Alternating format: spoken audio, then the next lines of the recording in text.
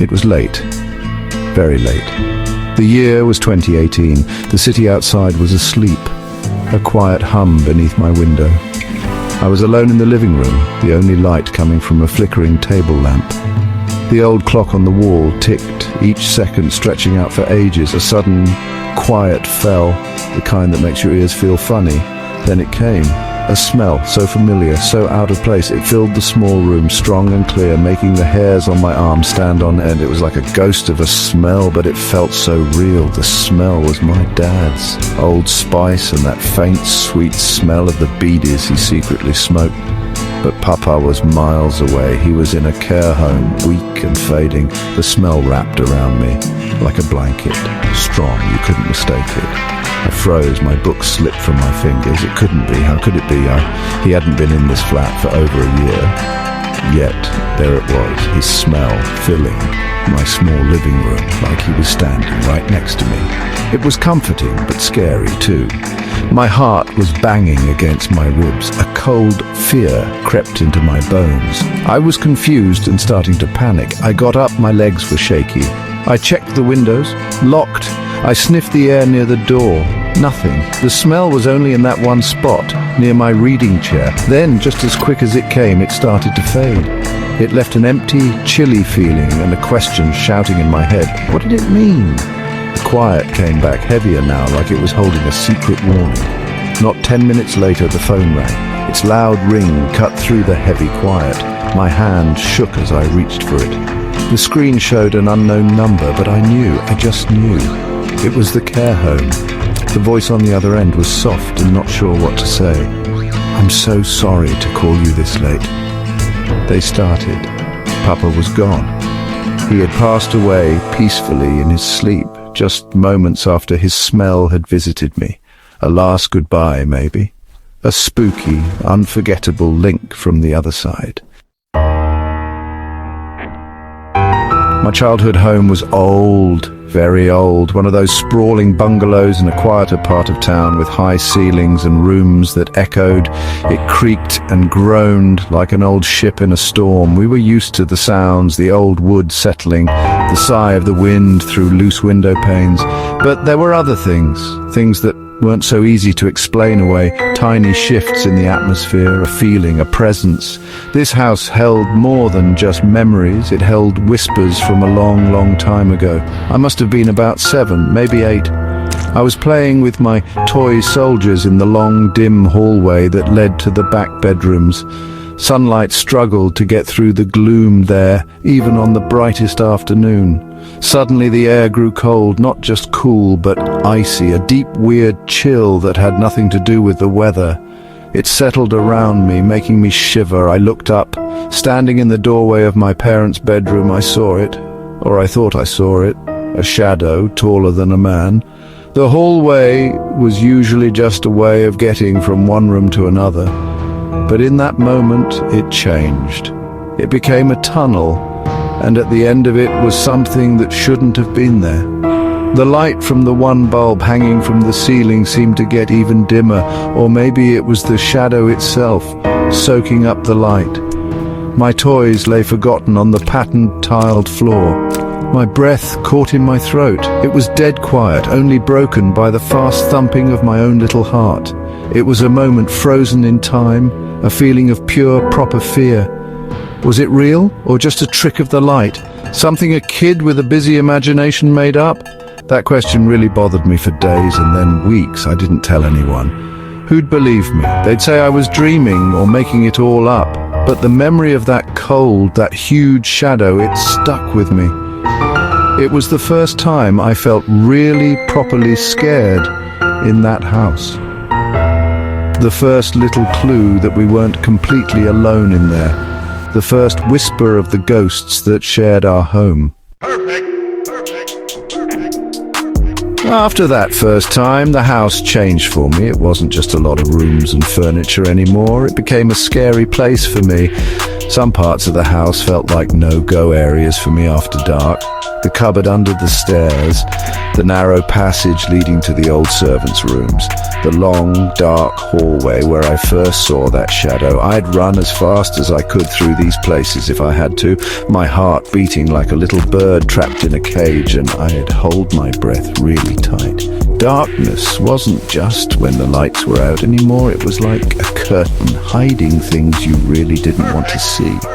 Then the sounds started, or maybe I just started to notice them much more. Quiet footsteps on the wooden stairs when everyone in the family was downstairs in the drawing room. A quiet creak of a door opening slowly in an empty room, then a soft click as it shut again. And sometimes whispers, so quiet, so hard to make out, you could almost tell yourself it was just the wind. Almost. But the wind doesn't usually sound like it's trying to make words that were just too quiet to hear properly. These weren't the normal creaks and groans of an old house. These were sneaky, secret sounds. My nights became really hard. I started doing certain things every night. I had to check under the bed every night, patting my hand on the dusty floor. The wardrobe door had to be properly shut and latched if it had one. I started sleeping with a little nightlight on. Its faint glow was like a tiny shield against the creeping shadows. Even with the light, I often didn't sleep well. My sleep was broken up by fuzzy nightmares that felt like the scary things that happened when I was awake. The house felt like it was alive, like it was breathing around me. The things I couldn't see seemed to move about when it was quiet. Always feeling a bit worried, like that was really tiring. And then there was that feeling, like I was definitely being watched. I could really feel it, like a tingle on my skin. And the little hairs on my arms and the back of my neck would stand up. It could happen anywhere, anytime. When I was doing my homework in my room, when I was reading a book on the veranda where I thought it was safe because it was sunny, it felt like eyes I couldn't see were watching everything I did. Maybe they were just curious, or maybe it was something else. This feeling, even more than the sounds or the quick things I saw, made the house a place where I always felt a bit on edge. This wasn't just odd creaks or quick shadows. It felt like it was meant for me. You could really feel something there you couldn't see. Someone living in our house, but not in our world. It wasn't always scary. Sometimes it was just there.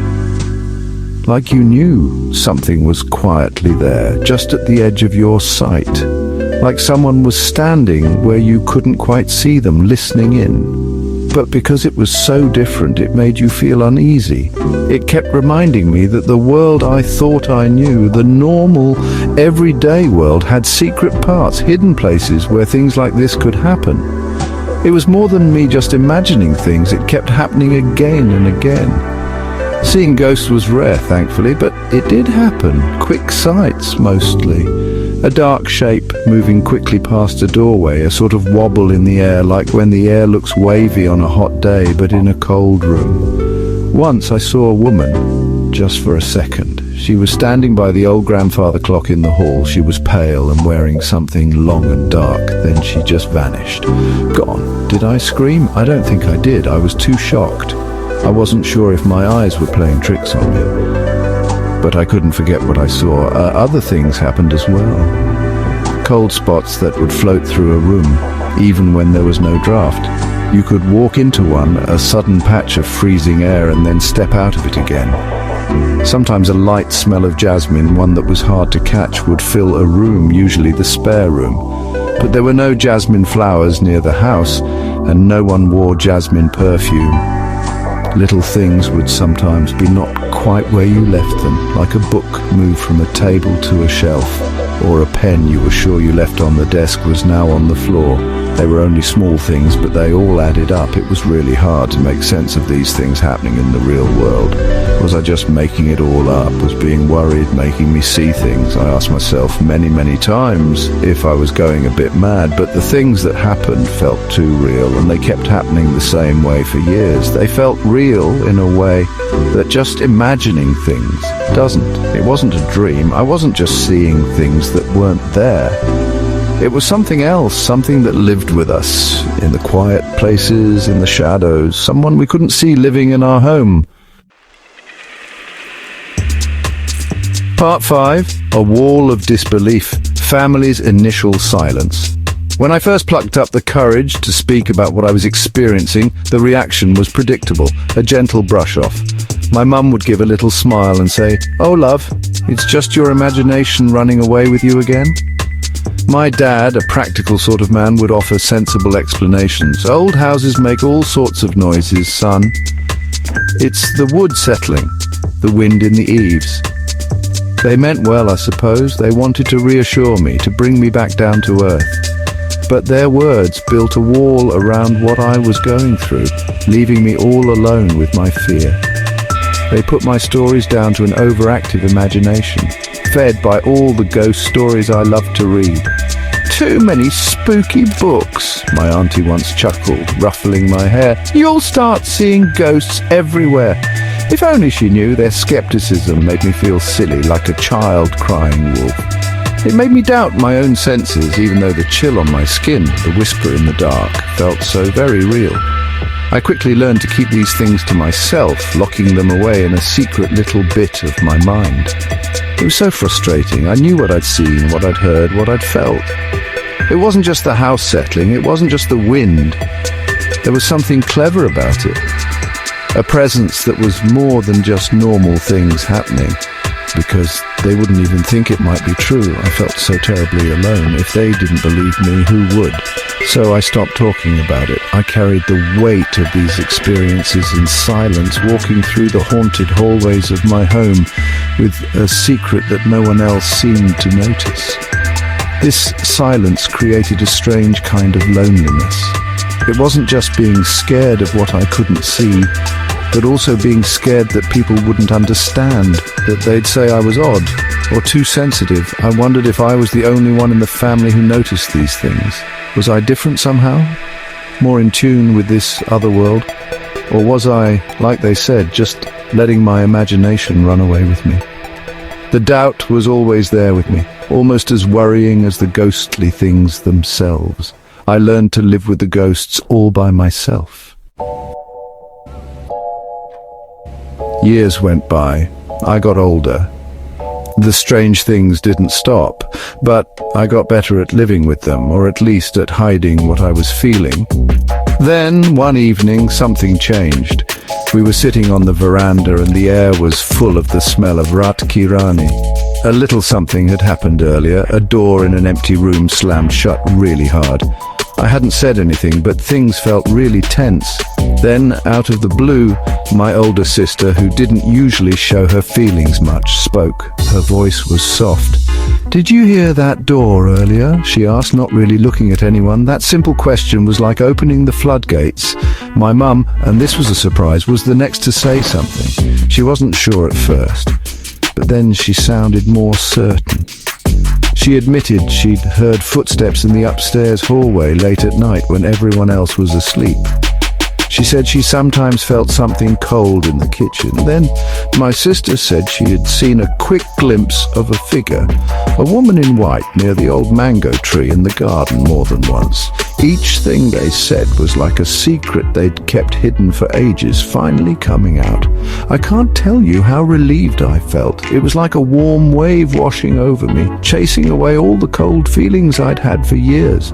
I wasn't going mad. I wasn't just making it all up. They had seen and heard things too. They had felt it. Knowing they'd felt it too was a huge comfort. We weren't just on our own, seeing strange things. We were a family living in a haunted place together, and we'd all had our own quiet, spooky moments. The worry I'd carried all by myself for so long suddenly felt lighter because we were sharing it. Now that we could talk about it, it changed how we spoke about the house. Talking about ghosts wasn't off limits anymore. It became a quiet, accepted part of our family stories. We didn't talk about it much or with people outside the family, but we all just knew. We all quietly knew that our home had other unseen, residents. Knowing we all shared this didn't make the spirits go away, but it did get rid of some of the fear and loneliness I'd felt with my own experiences for so long. We were in it together. It wasn't just our close family who had encounters with the unseen. Over the years, different guests, friends staying over, relatives visiting from far away, they also had their own stories to tell. They told us without us asking. They didn't know about our own quiet history with the house's other residents. These stories from others were perhaps the most scary, but they also made us sure. It showed that what we went through wasn't some family make-believe or something we just imagined because someone else said it. The house itself seemed to try and connect to let new people know it was there. I remember my cousin, Samir, who came to stay for a week. He was a lively, very modern young man. Not the type to believe in such things. On his third night, he came into the living room looking pale and shaken. He said he'd woken up in the middle of the night and seen a man standing at the bottom of his bed, just standing there, watching him. He described an old-fashioned kurta, a thin, tired-looking face. Then the figure had just faded away. He couldn't sleep in that guest room again. He insisted on sleeping on the sofa in the hall. Another time, a close school friend, Priya, was over to study. We were in my room with books spread everywhere. Suddenly she looked up, her face looking puzzled. "Did you hear that?" she asked. Someone just called my name. It sounded like it came from the hallway. I hadn't heard a thing. We were the only ones on that floor. She was clearly scared. She insisted her mum pick her up early, making some excuse about not feeling well. She never stayed late at my house again after that happened. These things that happened, told by people who knew nothing of our family's long history with spooky things, were unsettling. They would often ask a bit nervously, "Is your house, haunted?" Their fear, their real confusion was just like what we had felt for so long. It was a strange way of knowing for sure. The ghosts weren't just for us. They were a real part of the house, interacting with anyone who came inside, leaving a strong memory with them too. The house had its secrets, and it wasn't shy about sharing them.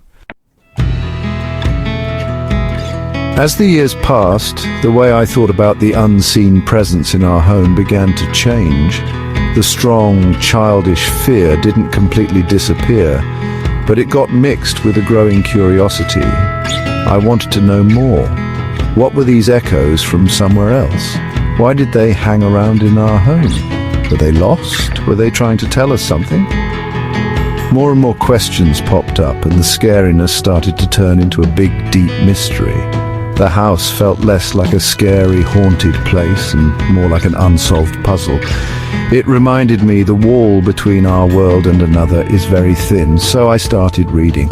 I read anything I could find about ghosts, spirits, hauntings, and all that spooky stuff. I read local stories, reports from ghost hunters, and ideas about feelings left behind in a place, or about ghosts that seemed clever. I read so many books and articles, anything that might give me a tiny bit of an answer or a way to make sense of what we were going through.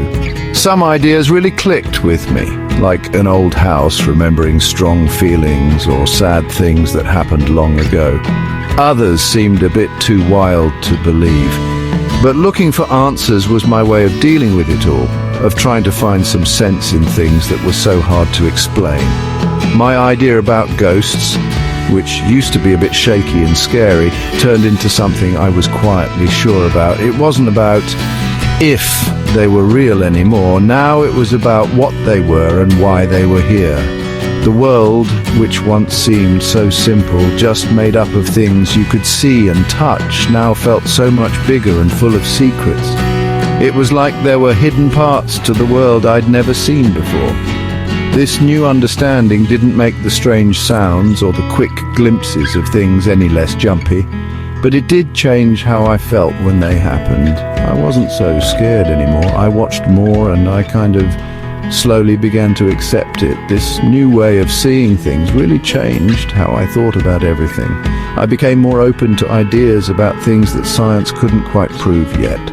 Explaining everything with just everyday stuff didn't seem to cover it all anymore. There was a feeling of amazement, even if it was a bit creepy, about the world and all its hidden parts. These experiences taught me that we don't know everything, that what people understand has its limits, and that some things are just too strange to easily explain.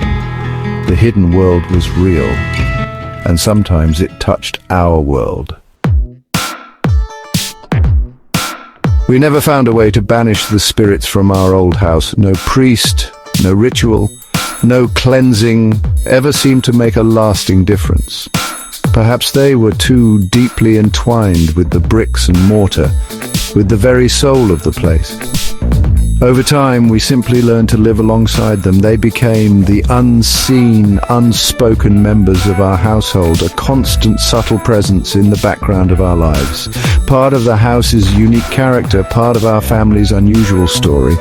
Living with ghosts meant developing a kind of truce, an unspoken agreement. We knew they were there, sometimes with a quiet nod to an empty room where something had just happened, or a shared glance when an unexplained sound echoed through the halls. The intense fear I felt as a child lessened, replaced by a kind of tired acceptance, even a strange sort of familiarity. We learned their patterns, their favored spots, the times they were most active. It wasn't always easy living together, but we managed it all the same. We respected their space as much as you can respect the space of something so untouchable. The effects of growing up in a place like that definitely stick with you. I still really notice the feel of a place. I'm quick to notice subtle changes in temperature or the energy in a room. I find myself listening more intently to the silences. An old house still gives me a particular kind of shiver, a feeling of waiting for something to happen. I understand more deeply than most, perhaps, that not everything that is unseen is unreal. The world holds more mysteries than we're comfortable admitting, and sometimes those mysteries decide to share our living spaces. Living with ghosts is, in the end, living with a constant, quiet reminder of the unknown. It's a reminder of history, of the lives that have passed through a place, leaving their marks that can't be erased. It's unsettling, yes, there are nights when the old fear still prickles at the back of my mind, but it is also, in a strange and deep way, a part of what made that house our home. A home filled not just with memories, but with presences, a home that taught us that the veil between worlds is sometimes very, very thin.